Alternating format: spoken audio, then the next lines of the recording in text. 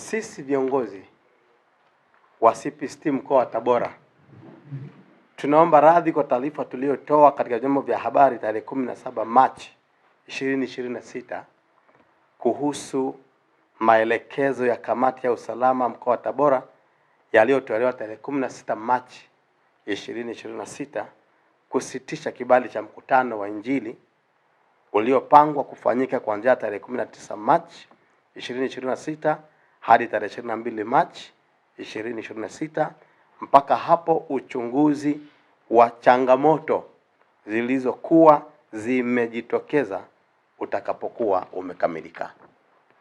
2.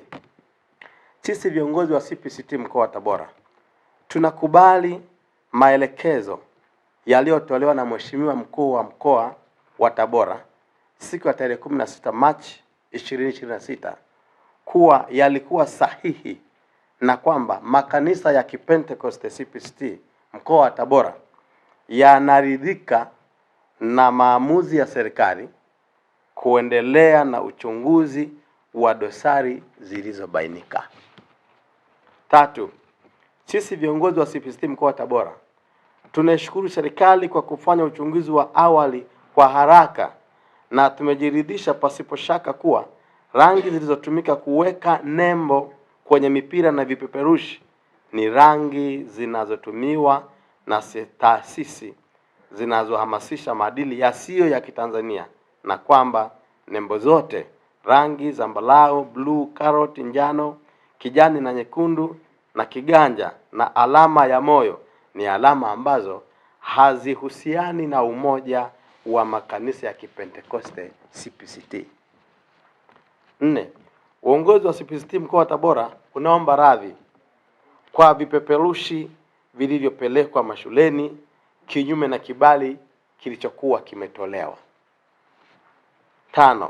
Sisi umoja wa makanisa ya Kipentekoste CPST tunaishukuru serikali kwa maelekezo yote tuliyopewa na tunaahidi kuyafanyia kazi na kwamba tumeridhika na maamuzi, tumeridhika na maelekezo yote tuliyopewa na serikali na kwamba CPST itaendelea kushirikiana na serikali kikamilifu hata baada ya shughuli za mkutano.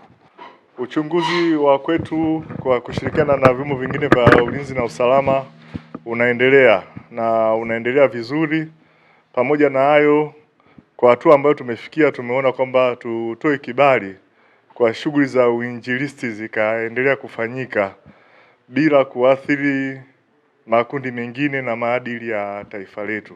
Kwa hiyo kibali ambacho kimetolewa cha kufanya mkutano wa Injili kimetolewa kwa masharti na kwa mipaka ya kufanya mkutano wa Injili peke yake.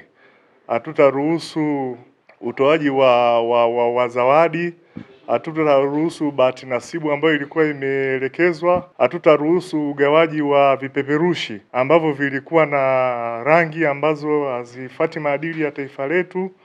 Hatutaruhusu ugawaji wa mipira ambayo yote imeshakamatwa na inadhibitiwa na vyombo vya ulinzi na usalama.